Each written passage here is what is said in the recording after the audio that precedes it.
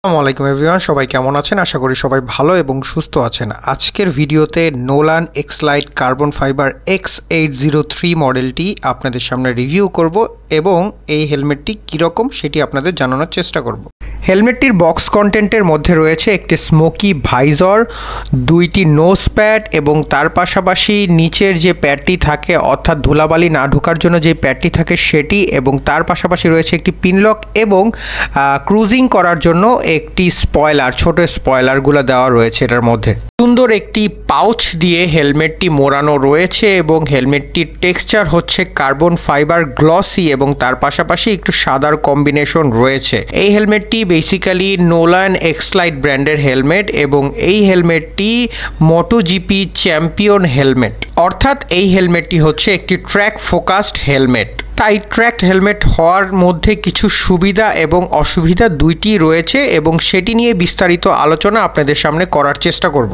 এবং সাইজ ভেদে এই হেলমেটটির ওজন 1450 গ্রাম থেকে 1550 গ্রাম হয়ে থাকে এবং স্মল সাইজের ওজন আরও কিছুটা কম, অর্থাৎ 1350 অথবা 1300 গ্রামের মতো হয়ে থাকবে।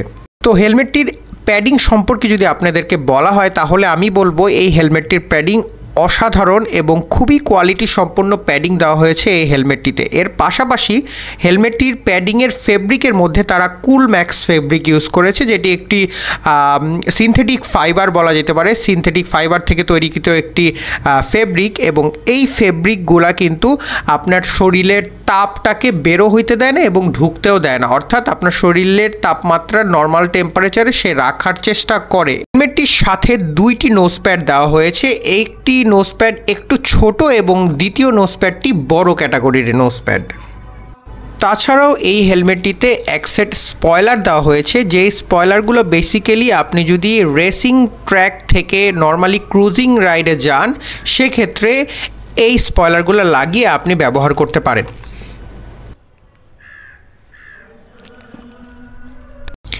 সামনে, মুখের সামনে এবং মাথার উপরে দুটি এয়ার ইনটেক দেওয়া রয়েছে এবং এয়ার ইনটেকগুলো খুবই ক্লিকি এবং ট্যাকটাইল।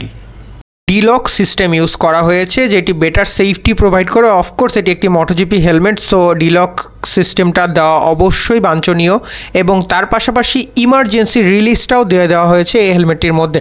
সো এগুলো হচ্ছে মোটোজিপির বেসিক ক্রাইটেরিয়া, অর্থাৎ এগুলি আপনাকে ফুলফিল করতেই হবে যদি মোটোজিপি ট্র্যাকে কোনো হেলমেট আপনার ইউজ করাইতে হয়। এই হেলমেটটির প্যাডিংয়ের মধ্যে কিন্তু ইন্টারকম ইউজ করার যে হেডফোনটি, সেই হেডফোনটির জন্য কোনো গ্রুভ করা নেই, অর্থাৎ আপনাকে ম্যানুয়ালি পজিশন করে ইন্টারকম বসায় নিতে হবে। রিয়েল লাইফ এক্সপিরিয়েন্স অনুযায়ী আমি এই হেলমেটটি দিয়ে মোটামুটি 3-4টি ট্যুর দিয়েছি, সে অনুযায়ী বলতে পারি এই হেলমেটটির ওয়েট ডিস্ট্রিবিউশন অনেক চমৎকার এবং এই ওয়েট ডিস্ট্রিবিউশনের পাশাপাশি 120, 30, 40-এ ক্রুজিংও যদি করি সেক্ষেত্রে এই হেলমেটটির এয়ার পাসিং নিয়ে কোনো সমস্যা নেই এবং তার পাশাপাশি হেলমেটটির ভাইজরটাও যথেষ্ট পরিমাণ ক্লিন এবং কোয়ালিটি সম্পন্ন ভাইজর। ভিউইং অ্যাঙ্গেলটা অর্থাৎ সামনের ভিউইংটা অনেক সুন্দর পাওয়া যায়। হেলমেটটির পিনলক দেওয়া হয়েছে এর সাথে এবং পিনলকটি চমৎকার কাজ করে।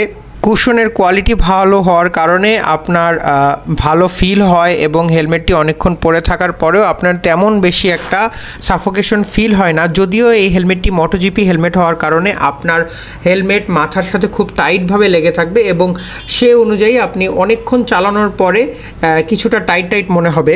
আর আমার কাছে মনে হয়েছে যে মোটোজিপি হেলমেট হওয়ার কারণে এই হেলমেটটির এয়ার ইনটেকের পরিমাণটা তুলনামূলকভাবে কম। বাকি অ্যাস্থেটিক্স এবং ডিজাইন ল্যাঙ্গুয়েজ আমার কাছে অসাধারণ লেগেছে এবং এই হেলমেটটি অ্যাটেনশন সিকার।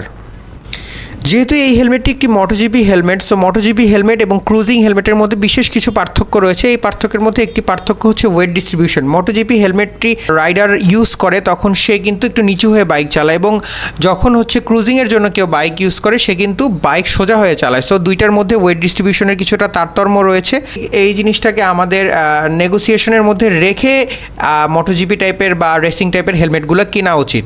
সো আজকের ভিডিওটি এই পর্যন্তই। সবাই ভালো হেলমেট ইউজ করবেন, সেফটি মোতাবেক মোটরসাইকেল চালাবেন, সাবধানে থাকবেন। আসসালামু আলাইকুম।